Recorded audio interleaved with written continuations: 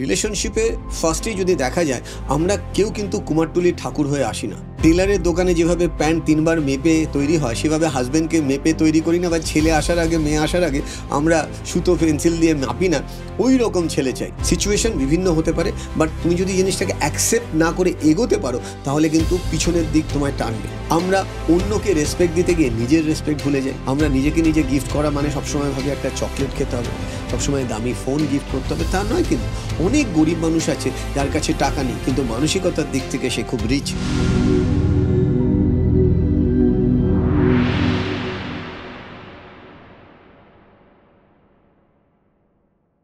বহু মানুষ আছেন যারা তাদের খুবই কাছের যিনি মানুষ রয়েছেন তাদের ব্যবহারে খুবই দুঃখিত এবং তাদেরকে সেটা কষ্ট দেয়, এবং সেই মানুষগুলো তাদের দূরের কোনো মানুষ না, তাদের সেটা খুব কাছের মানুষ। এই সিচুয়েশনে ধরুন কারোর বয়ফ্রেন্ড, হাজব্যান্ড, বাবা মা, তাদেরই বিভিন্ন আচরণে তারা খুবই কষ্ট পেয়েছে, হার্ট হয়েছে। তখন সে নিজেকে সেই মুহূর্তে সেখান থেকে রিকভার কিভাবে করবে? রাইট, মানে প্রথম প্রশ্নটাই এত ইউনিক এবং এর এত রকম রুট আছে, যেটা নিয়ে বলতে গেলে একটা লাইন দিয়ে বা একটা ডায়াগ্রাম দিয়ে এটাকে মাপা যাবে না। যদি আমরা এই শুরুটাকে একটু অন্য অ্যাঙ্গেলে শুরু করি, মানে আমি তো সবসময় ডাইরেক্টলি অ্যান্সার দিতে পছন্দ করি না, আমি একটু ডাইনামিক ওয়েতে অ্যান্সার দিই। সো জিনিসটাকে একটু গল্পের দিকে চলে যাই। গল্প দিয়ে এই জিনিসটার অনেকগুলো রুট বা অনেকগুলো অ্যাঙ্গেলটা আমরা দেখার চেষ্টা করি। এক লাইনে উত্তর অনেক কিছু হয়, বাট লেটস সি আমাদের একটা গল্প কি দিতে পারে। এক দেশে এক বড় ব্যবসায়ী ছিল। সে তার এক কর্মচারীকে দায়িত্ব দিয়েছে তার একটা জমি থেকে মাটি কেটে আরেকটা জমিতে ফেলতে হবে, এবং তার জন্য সে একটা লেবার কস্ট দেয়। সে গরিব মানুষ, সে গাধার পিঠে একটা বস্তা চাপায়, সেই বস্তার মধ্যে মাটি ভরে, সেই মাটি ভরে অন্য আরেকটা জমিতে গিয়ে ফেলে। এই করতে করতে একদিন সে গর্ত করতে করতে দেখে একটা এরকম সাইজের পাথর পায়।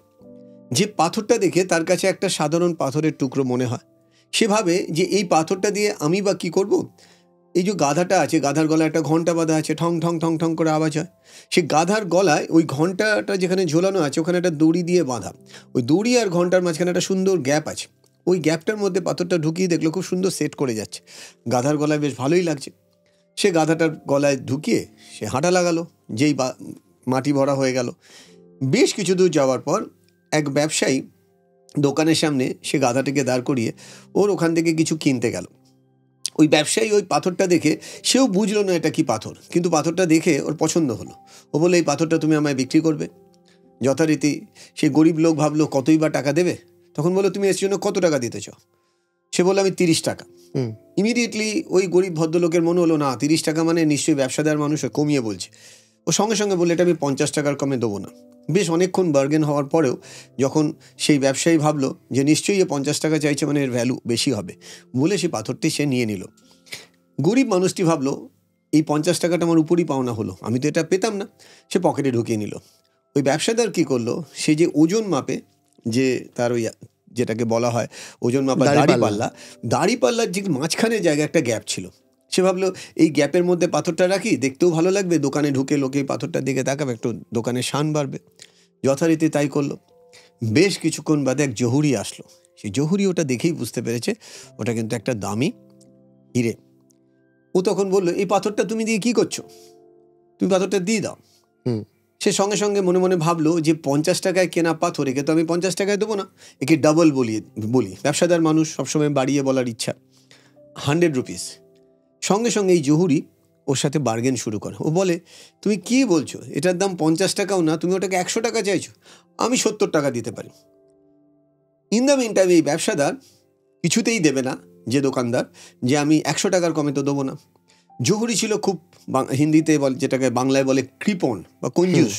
সে কিছুতেই বার্গেনিংও করে যাবে, সে কিছুতেই 70-এর বেশি বাড়বে না। ইন দ্য মিন টাইম জহুরি ভাবে এ তো কাউকে দিতে পারবে না, কেউ চিনবেও না, কালকে সেটা আমি 100 টাকায় কিনে নেবো। বলে আমি আজকে নেবো না বলে চলে গেল। বেশ কিছুক্ষণ বাদে ওই রাস্তা দিয়ে আরেক জহুরি যাচ্ছিল। সে অন্য শহরের মানুষ, এই শহরের ওপর দিয়ে তার ঘোড়া গাধা নিয়ে চলছে। ওই দোকানে পাওয়া যেত গুড়, চিড়ে, বিভিন্ন ধরনের খাবার, যেটা গরুকে কুকুরকে মানে ওর যে পশুদের নিয়ে যাচ্ছিল তাদেরকে খাওয়ানোর জন্য, ও কিনতে গিয়ে ওই পাথরটা দেখে ওর মাথায় ক্লিক করে, যেটার দাম তো 1,00,000 টাকারও বেশি। দেখি তো এই বিক্রি করে কিনা। যথারীতি ওকে বলা মাত্র যে তুমি এটা বিক্রি করবে, ওর মাথায় তো সেই 100 টাকাই ঘুরছে। ও বললাম এটা 100 টাকা, 1 টাকাও কমে দেবো না। ও সঙ্গে সঙ্গে রাজি হয়ে কিনে নিল। এই ব্যবসাদারও খুশি হলো, জহুরিও খুশি হলো। ঠিক তার পরের দিন ওই জহুরি আবার আসলো, এসে বললো কি ব্যাপার, তোমার ওই পাথর কোথায় গেল? বললো ওটা তো আমি বেচে দিয়েছি 100 টাকায়। বললো তুমি 100 টাকায় বেচে দিয়েছে, আমি যে বলে গেলাম? বললো বলে গেছো তো কী হয়েছে, তুমি তো বার্গেন করছিলে। তখন ওর রাগে, ও তো রেগে গেছে যে ওর তো হাতের জিনিস চলে গেল। ও উত্তেজিত হয়ে, ও নিজে যেহেতু রেগে গেছে, সেই রাগটা দেখানোর জন্য বললো তুমি কি বোকা? ব্যবসাদার বললো কেন? বললো ওটার দাম 1,00,000 টাকা, আর তুমি ওটা 100 টাকায় বিক্রি করলে, তোমার মতন বোকা কোথাও নেই। ব্যবসাদার হাসতে হাসতে বলল, আমি না হয় বোকা, আমি তো পাথরটাই চিনিনি, আমি না চিনে ওটা 100 টাকা বলেছি, আর তুমি ওটা চিনেও 1,00,000 টাকা দিয়ে ওই 30 টাকার জন্য পাথরটা নাওনি। কে বেশি বোকা, আমি না তুমি? তো মেসেজ কি? মেসেজ ওই মোমেন্টে, ওই সিচুয়েশনে ও যদি ওই 30 টাকা ছেড়ে দিয়ে ওই 100 টাকার কিনতো, ওই পাথরটা কিন্তু ওর হতো। কিন্তু ওর ইগো, ওর রাগ, ওর অহংকার বোধের জন্য ও কিন্তু ওই মোমেন্টটাকে ক্যাপচার করতে পারলো না, ওয়ারাজ আরেকজন এসে ওই সুযোগটা নিয়ে নিল। সো দ্য প্রথম কোশ্চেন হচ্ছে, রিলেশনশিপে ফার্স্টেই যদি দেখা যায়, আমরা কেউ কিন্তু কুমারটুলির ঠাকুর হয়ে আসি না। কেউ কিন্তু গিয়ে টেলারের দোকানে যেভাবে প্যান্ট 3 বার মেপে তৈরি হয়, সেভাবে হাজব্যান্ডকে মেপে তৈরি করি না, বা ছেলে আসার আগে, মেয়ে আসার আগে আমরা সুতো পেন্সিল দিয়ে মাপি না। ওই রকম ছেলে চাই, তাহলে তো ক্লোন বেবি হবে, রাইট? তার মানে আমরা যাকে যেভাবে পেয়েছি তার নিজস্বতা আছে, তার একটা ক্যারেক্টারিস্টিক্স আছে। সেই ক্যারেক্টারিস্টিক্সের উপর বেস করে যদি আমরা জিনিসটাকে গুরুত্ব দিই, আমার মনে হয় মিনিংটা অনেক চেঞ্জ হতে পারে। একই কোশ্চেনের তুমি যে প্রশ্নটা করলে, সেটার আমি ডায়নামিক ওয়েতে উত্তর দিচ্ছি। তার কারণ তুমি যে প্রশ্নটা করেছো, একটা ছোট বাচ্চা তার বাবা মার থেকেও মিসবিহেভ পেতে পারে, একদমই ঠিক। একটি হাজব্যান্ড তার ওয়াইফের থেকে, ওয়াইফ হাজব্যান্ডের থেকে, সব ধরনের মানুষেরই এটা হয়। সেক্ষেত্রে আমি একটা ফর্মুলা শেয়ার করতে পারি, যে ফর্মুলাটা অনেক সময় স্কুল কলেজ বলে নয়, যে কোনো ফিল্ডের মানুষ, ইভেন 80 বছরের মানুষ যার ছেলে আছে, ছেলের আবার মেয়ে আছে, মেয়ের আবার ছেলে হয়ে গেছে, তাকে কোলে করেও এইটা যদি মনে রাখতে পারেন, with all due respect to everyone, they will get a magical values. মানে ব্যাপারটা কিরকম? MENTAL, mental. এই 6টা আমি বলি magic 6। So what is magic 6? M represent for meditate. আমার সাথে যাই হোক না কেন, আমি যদি নিজেকে একটু মেডিটেট করতে জানি, টু কানেক্ট উইথ মাইসেলফ, সেটা চোখ বন্ধ করে হতে পারে, সেটা চোখ খুলেও হতে পারে। অনেক সময় খেয়াল করে দেখবে, আমরা চোখ খুলেও অনেক কিছু দেখছি, কিন্তু কিছুই দেখছি না, কারণ ভাবছি অন্য সময়। অনেককে দেখা যায় কী রে, হ্যাঁ, এরকম করে ওঠে। মানে কি, ফিজিক্যালি হয়তো তাকিয়ে আছে একটা দিকে, ভাবছে আরেকটা দিকে। সেখানে মেডিটেট মানে you should connect with yourself. Meditate. Point 1, E for exercise. Exercise must. First exercise হচ্ছে ফিজিক্যাল, সেকেন্ড এক্সারসাইজ হচ্ছে মেন্টাল। ফিজিক্যাল এক্সারসাইজ মানে যে এক্সারসাইজগুলো করলে বডি মাইন্ড কোঅর্ডিনেশন হয়, যেটাকে আমার ভাষায় আমি বলি SMS activity. What is SMS activity? S for stretching, M for mobility and S for strength. So basic যদি আমরা এক্সারসাইজটা করি, প্রথম M meditate, E for exercise, N for no বলতে হবে। তার কারণ অনেক সময় আমরা নো বলতে পারি না। রিলেশনশিপ টিকিয়ে রাখতে গিয়ে অনেক সময় নো বলি না আমরা, এবং অনেক সময় অ্যাডজাস্ট করতে গিয়ে আমরা নো বলতে পারি না। অনেক সময় ইনঅ্যাপ্রোপ্রিয়েট টাচ কেউ হয়তো কোথাও করছে, কিন্তু দেখা যাচ্ছে সে নো বলতে পারছে না, পরে সেটাই গিয়ে একটা বিচ্ছিরি রকম কন্ডিশনে আসছে। মানে লাইফে we should learn how to say no, when to say no and what to say no, কোন জিনিসটাতে না বলবো। So MENT for talk. আমরা নিজের সাথে নিজে সবসময় কথা বলি, কিন্তু কোথায় কতটা কথা কখন কিভাবে বললে আমরা সিচুয়েশনকে কন্ট্রোল করব না, আমরা সিচুয়েশনের সাথে নিজেকে অ্যাডজাস্ট করে একটু পাশ কাটিয়ে বেরিয়ে যাওয়া। So we should learn how to talk, went to talk and what to talk. So MENT, A for acceptance. What is acceptance? সবসময় তুমি আমি লাইফে যখন যেরকম ভেবেছি তখন কিন্তু সেরকম হয়নি, এবং হয়নি মানেই যে খারাপ তা কিন্তু নয়। আমি হকি প্লেয়ার হতে চেয়েছিলাম, হতে পারিনি, লিগামেন্ট ছিঁড়ে গেছে। আমি চেয়েছিলাম আমি যে অফিসে কাজ করি সেখানে আমাকে রেসপেক্ট দেওয়া হোক, আমাকে রেসপেক্ট দেওয়া হয়েছে, কিন্তু তার সাথে ডিসরেসপেক্টও পেয়েছি। আমি ভেবেছিলাম আমি গোল মিস করেছি বলে হয়তো আমার সাথে একটু ভালো ব্যবহার হবে, যে ঠিক আছে তুই ইচ্ছা করে করিসনি, কিন্তু গোল মিস করেছি বলে আমার গলায় জুতোর মালাও পরানো হয়েছে। সো আমি যদি ওগুলোতে রিভেঞ্জফুল অ্যাটিটিউড নিয়ে অ্যাটাক করতাম, তাহলে হয়তো এই মৃণাল চক্রবর্তীর জন্মটা হতো না।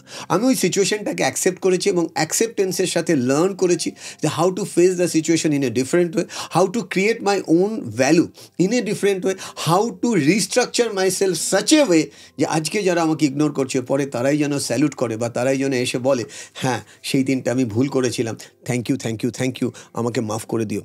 মানে আমি ভেতর থেকে থ্যাংক ইউ বলবো আর সে মুখে বলবে মাফ করে দিও। আমি জিনিসটাকে এভাবে দেখি। অ্যাকসেপ্টেন্স, সিচুয়েশন বিভিন্ন হতে পারে, বাট তুমি যদি জিনিসটাকে অ্যাকসেপ্ট না করে এগোতে পারো তাহলে কিন্তু পিছনের দিক তোমায় টানবে। আর যখন আমরা অ্যাকসেপ্ট করি না তখন আমাদের মেমোরিজ আমাদের পিছনের দিকে টানে। মানে আমরা হাঁটছি সামনের দিকে, পিছনের দিকে তাকি। মানে তুমি গাড়ি চালাচ্ছ সামনের দিকে, পিছনের দিকে তাকি। তুমি সামনে 40 কিলোমিটার বেগে বা 60 কিলোমিটারে গাড়ি চালাচ্ছ একটা জনবহুল শহরে রাস্তায়, আর পিছনের দিকে তাকিয়ে যদি সেই গাড়িটা তুমি চালাও, কি অ্যাক্সিডেন্ট হয় আমরা জানি। আমাদের বহু পরিবারের বহু মানুষ রোজ এরকম ফিজিক্যাল, মেন্টাল, ইমোশনাল অ্যাক্সিডেন্ট করছে। কেন?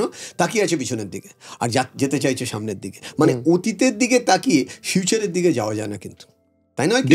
আমি এটা নিয়ে ডিটেলসে পরে আসছি। আগে MENTA, A for acceptance, L for love and লাফ। সিচুয়েশনের সাথে নিজেকে হাসতেও হবে, সিচুয়েশনের সাথে অনেক সময় হাসির সাথে ভালোও বাসতে হবে। আমরা নিজেকে ভালোবাসতে ভুলে যাই, আমরা অন্যকে ভালোবাসা প্রমাণ করতে গিয়ে নিজের প্রতি যে দায়িত্ববোধ সেটা ভুলে যাই, আমরা অন্যকে রেসপেক্ট দিতে গিয়ে নিজের রেসপেক্ট ভুলে যাই।